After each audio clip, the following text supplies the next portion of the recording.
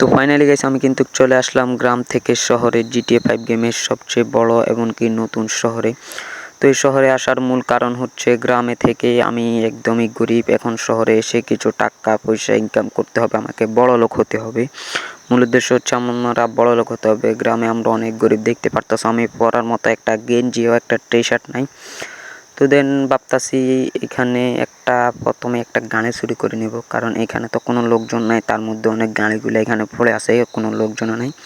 তো এখানে দূরে একটা গাড়ি দেখা যাইতেছে, দেখতে পারতেছে, এই গাড়িটাই আমরা নিয়ে নিব। এমনকি হাতে যে ব্যাগটা দেখতে পারতেছে এখানে হচ্ছে বিমানের টিকিট কিনলাম টাকা দিয়ে, এই টাকাগুলা দিয়ে দিতে হবে, কারণ টাকা ছাড়া তো বের হতে পারবো না। তো দেন আমি টাকাগুলা অলরেডি দিয়ে দিয়েছি এবং এখন এখানে কোনো মানুষ নেই, আমি আগেভাগেই দেখে নিয়েছি এখানে কোনো মানুষ নেই। টাকা দেওয়ার সময় দেখলাম, তো আমি চুপ করে এই গাড়িটা নিয়ে নিই। তো দেন আমি গাড়িটা স্টার্ট দিয়ে চলে গেলাম। দেন গাইজ দেখতে পারতাছো, তো গাড়িটা নিয়ে বের হইতেছি, হঠাৎ দেখতে পারতাছি এখানে কি টোল প্রাইস, এখানে আবার কি আমাকে পুলিশে ধরে নাকি। পরে দেখলাম যে না, এটা অটোর গেটটা খুলে দিয়েছে, কারণ এরা এখানে বুঝতে পারে না যে গাড়িটা চুরি হয়েছে। তো দেন অলরেডি কিন্তু আমি এখান দিয়ে বের হইতেছি এবং কি এখান দিয়ে ফ্লাইওভার দিয়ে চলে যাইতেছি। তখন সমস্যাটা হইলো এই গাড়িটা আমাকে বিক্রি করতে হবে, কারণ এই গাড়িটার মালিক যে কোনো মুহূর্তে কিন্তু জেনে যাবে যে গাড়িটা চুরি হয়ে গেছে। তো যার জন্য আমি গাড়িটা একটু আগে মানে একটু তাড়াতাড়ি করে বিক্রি করতে হবে। তার মধ্যে এই শহরের কিন্তু আমি এখনও কোনো কিছুই চিনি না। তো এখন আমাকে কোনো লোককে জিজ্ঞাসা করতে হবে যে এই শহরে কি কোনো গাড়ি, বড় কোনো গাড়ির শোরুম বা গ্যারেজ ট্যারেজ আছে কিনা। তো দেন অলরেডি অনেকক্ষণ চালাইলাম কিন্তু কোনো গ্যারেজ পাইলাম না। এখানে দেখতে পারতেছি একজন লোক দাঁড়ায় আছে, তো যাই তাকে গিয়ে জিজ্ঞাসা করি। তো আমি তাকে জিজ্ঞাসা করলাম যে এই শহরে কোথায় গিয়ে বড় গ্যারেজ বা বড় শোরুম, গাড়ির শোরুম আছে কিনা। তো সে আমাকে একটা শোরুমের ঠিকানা দিয়ে দিল। তো অলরেডি আমি এই শোরুমের ঠিকানার লোকেশনটা নিয়ে কিন্তু চলে যেতে হবে আমাদেরকে সেই গ্যারেজে। তো আমি অনেকক্ষণ শহরের এইগুলি থেকে ওইগুলি ফ্লাইওভারের নিচ দিয়ে অনেকক্ষণ কিন্তু গাড়িগুলোকে চালাইতেছি। তো অনেকক্ষণ পরে কিন্তু একটা গ্যারেজ দেখতে পেলাম। দেন দেখতে পারতাছো যে ঠিকানাটা দিয়েছে, এই ঠিকানাটা সত্যি ঠিকানা দিয়েছে, কারণ এইখানে রয়েছে একটা গ্যারেজ। এখন গ্যারেজের মালিক নাই, অলরেডি একজন লোক দৌড়ে আসলো। তো আমি ওকে জিজ্ঞাসা করলাম যে আপনি কি এই গ্যারেজের মালিক নাকি। তো সে বলতেছে হ্যাঁ আমি এই গ্যারেজের মালিক। তো ওর সাথে কথা বললাম, ওকে বললাম যে আমার কাছে একটা চেকেনাল গাড়ি রয়েছে পুরাতন, ওই গাড়িটা কি আপনি কিনবেন। তো সে বলতেছে হ্যাঁ আমি এখানে পুরান গাড়ি বিক্রি করি এবং কি নতুন গাড়িও বিক্রি করি। তো আমি এখান থেকে পুরান গাড়িটা, আমার এই গাড়িটা বিক্রি করব। তো আমি ওকে গাড়িটা সুন্দর মতন দেখাইলাম। দেখানোর পর দেন সে আমাকে $100 কোটি আমার অ্যাকাউন্টে পাঠিয়ে দিয়েছে এই গাড়িটার বিনিময়ে। তখন আমি তো $100 কোটি পেয়ে গেছি, আমার অ্যাকাউন্টে চলে এসেছে। তো এখন শহরে আসলাম, নতুন একটু জামা কাপড়ের চিন্তা করতেছি কিনবো।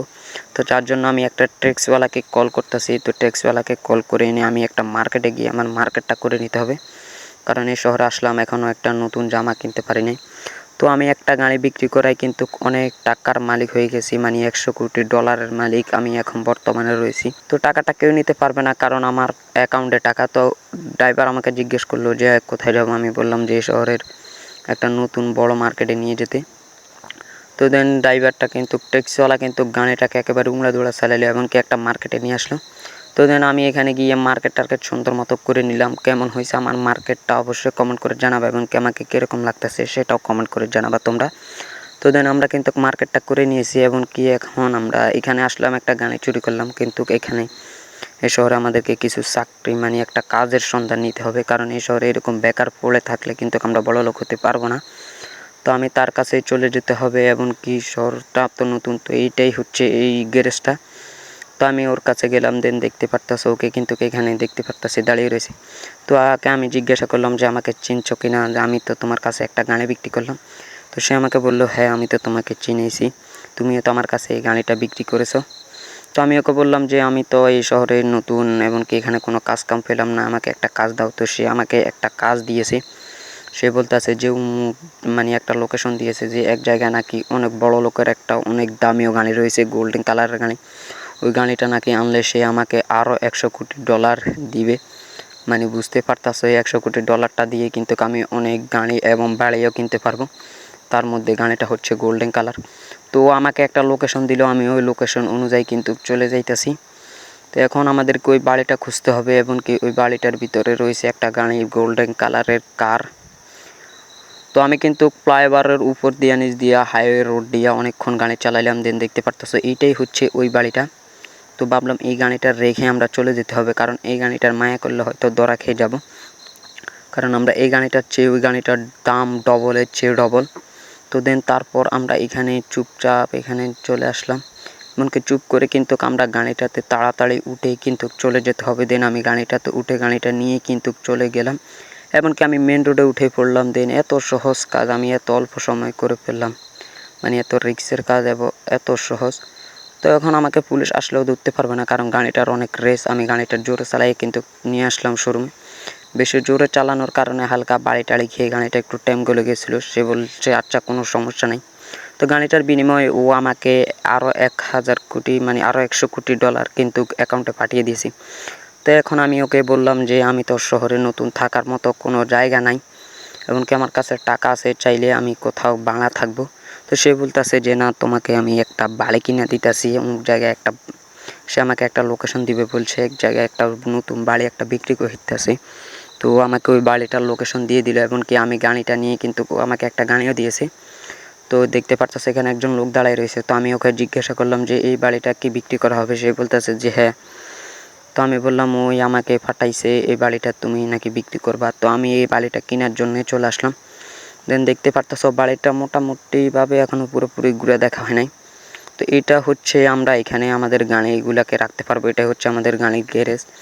এমনকি মূল বাড়িটা হচ্ছে দেখতে পারতেছো। দেন আমরা মূল বাড়িটার ভিতরে ঢুকুন। গাইজ বাড়িটা তো একেবারে অসাধারণ। দেন এখানে রয়েছে একটা উপরে তালা, এমনকি নিচে একটা সুইমিং পুল। তো দেন দেখতে পারতেছো নিচে আরও মানে বাড়িটা দোতলা গাইজ, অসাধারণ, সত্যি অসাধারণ। তো দেন ভিতরে যাই, এখানে অনেকগুলো চোপা টোপা রয়েছে, এখানে বসতে পারবো। এমনকি দেন দেখতে পারতেছো অনেক অসাধারণ, এখানে রান্না বাড়া করতে পারবো, এখান থেকে শহরের নতুন ভিউটা নিতে পারবো। এমনকি এখানে সুইমিং পুল রয়েছে, এখানে আমি গোসলও করতে পারবো। তো দেন বাড়িটা কিন্তু অসাধারণ লেগেছে, বাড়িটা আমার খুব ভালোই লেগেছে।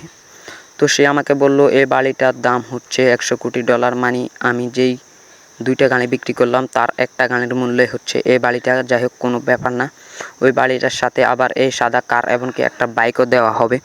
তো ওর সাথে কথা বলে কিন্তু আমি এই বাড়িটাই কিনে নিয়েছি। তো কেমন হয়েছে বাড়িটা এবং কি কেমন লাগলো তোমাদের আজকের এই ভিডিওটা অবশ্যই কমেন্ট করে জানাবা। ভিডিওটা ভালো লাগলে ভিডিওটাতে লাইক দিয়ে চ্যানেলটি সাবস্ক্রাইব করে পাশে থাকা বেল আইকনটি অল করবা। তো আজকের ভিডিও এই পর্যন্তই, দেখা হচ্ছে পরবর্তী ভিডিওতে।